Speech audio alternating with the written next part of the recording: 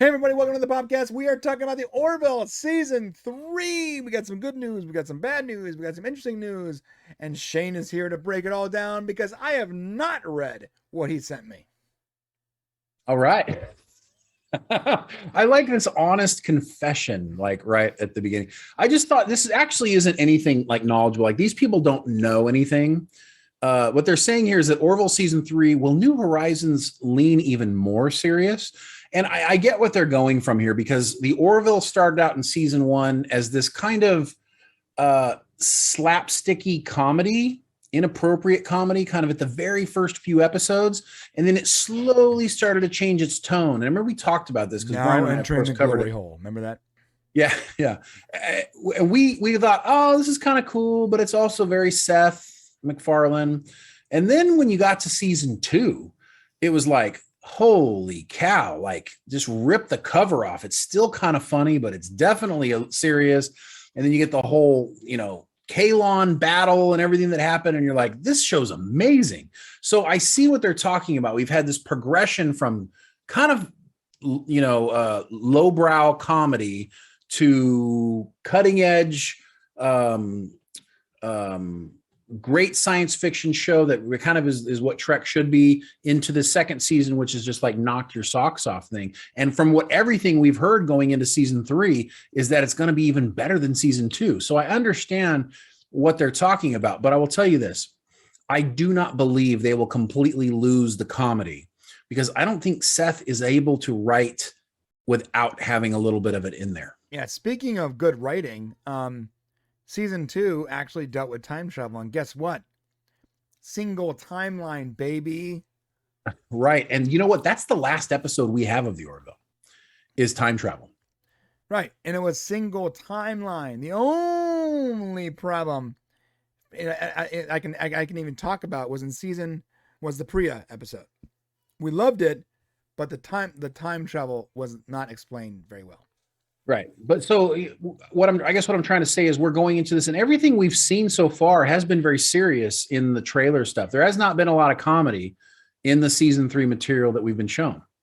So I get why people might be thinking, hey, it's even going to be even more serious going to season 3. And I do think it's going to have consequences, and there's going to be a tone. But if you go back to season 2 and you remember the episode where the Mocklin female like falls in love with Dolly Parton. Oh, yeah. And the song 9 to 5. 9 to 5. That's the tone of this show. That episode specifically, where it's serious. They're talking about serious things, but there's a light element to it. And they made 9 to 5 a cool song somehow, where it was like a space battle with 9 to 5. That was so freaking rad. Well, I've always thought it was cool, but yeah, but it was totally out of its element. Right. And somehow it fit nicely, even though it was. Right. It was very James Gunn style.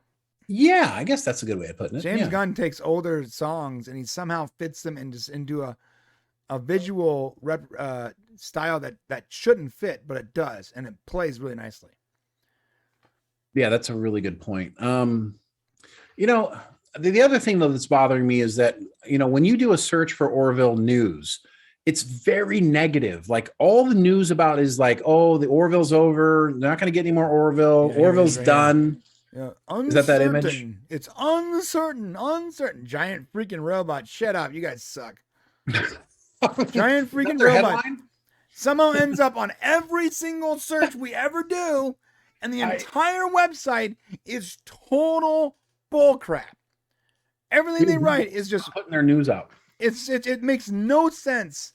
I mean, like, dude, we're in the wrong business. We need to start a website, write articles that have zero actual evidence of anything, and let them get picked up and get ad clicks. I don't know how he does it. I don't know either. But somehow, I guess if you just put enough links out there, eventually it starts showing up. It's ridiculous. We're doing it wrong, dude. But here's the thing: there is not an extraordinarily positive outlook, I guess, when you add up all the elements, when you add up the elements that the actors are not under contract right now, when Seth's doing another show with Gordon, with the fact that that's how they're doing a TED show.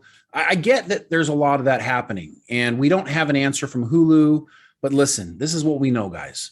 From Tom Constantino himself, who will be on our show before Orville season 3 airs. We're going to have him on a Thursday, and he's going to break down everything he can tell us and tell all the fans. Shane.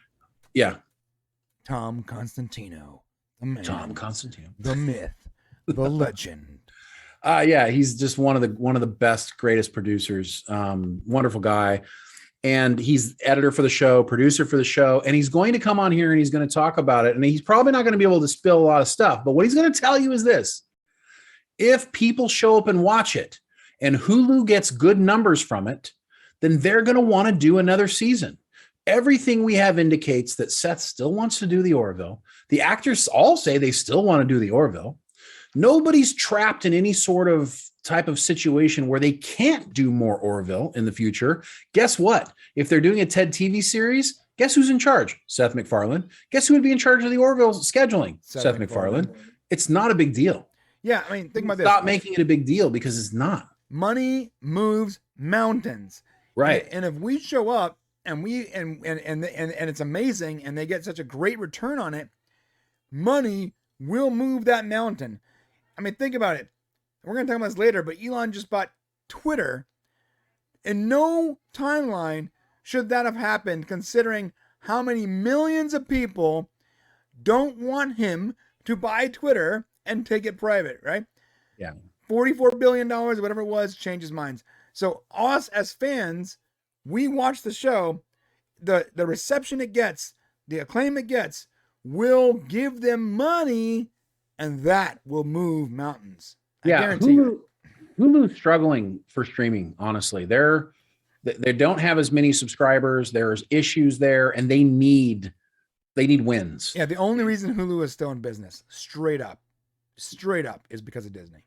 Yes, because Disney owns a major part of it. 100% true. So the Orville needs to work.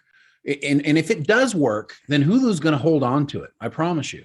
And we just have to show up as fans. And I know that you guys watching, I know us, we're going to be there, but we won't be the whole deciding factor. We need to get other people to watch it. So if you love it and we love it, just tell people who maybe didn't see it, say, listen, if you like science fiction, you really got to watch the show. Right.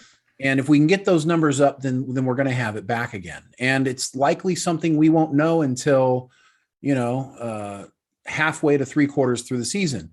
If you hear that they struck the set, then that's game over. That's game over. Yeah. If they struck the set, they can still bring it back, but it won't be for years. Or they could put it in now. Oh, yeah, let me put it this way. If they destroy the set or sell off the pieces, it's over. If they put it in storage, Seth's personal storage, then maybe. Because he can take, if Hulu doesn't want this, they can take the Orville to Peacock. That's they could. True. And guess what Peacock doesn't have? Science fiction. Science fiction. Yeah. So although Peacock sorry, go ahead. It can still live on. Right. Peacock does have a couple pretty good originals, to be honest. But yeah. Yeah, but they need science fiction. They need content. I gotta say, another thought though. Yeah, he could throw the things in storage. So if you start seeing like props showing up on like, hey, check out this Orville props we're showing over here at the Prop Works or whatever that company is, that's a bad sign. Yeah. So show up, watch it. We're going to be covering the Orville all season long. We'll be doing it on our live show, the Unleash show, Thursdays at 2 p.m. You're going to get the latest Orville episode. We're going to go all into it. So it's going to be great, guys. It's going to be fantastic. And make sure you stay tuned on an upcoming Thursday. We don't have the date locked in yet, but probably the week before the show airs. So it airs June 2nd. So probably the Thursday before that, we should have Tom Constantino, hopefully that episode, on the show so we can get the latest information. Yeah. Tom Constantino. Yeah. So let's come over here and see what the guys are saying. Okay, so what? There's an article on MovieWeb that says, "What to expect from the Orville Dark Horizon season 3?" Like, what about it? Someone wrote the headline, "What to expect from the Orville Dark Horizons?" It's New Horizons. So they flubbed it and weren't paying attention. Interesting. Jeez. Well, yeah, Dark Horizons that would be like probably would be a mistake somebody would make.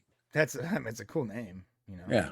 But let's see what's going on here. Okay, so we got hope all goes well for JP. Egotastic is facing some daunting things in this world. I hope Scotty beams your problems away, dude. We hadn't heard that. We'll reach out. I mean, I know that, you know, we actually talked with JP. We're friends. But if he said something in a video that we haven't seen, let us know, John, what that is. We'll reach out to him, make sure he's all right. All right, let's wrap up this clip, then we can talk to him about it. Thank you guys. We'll see you guys tomorrow.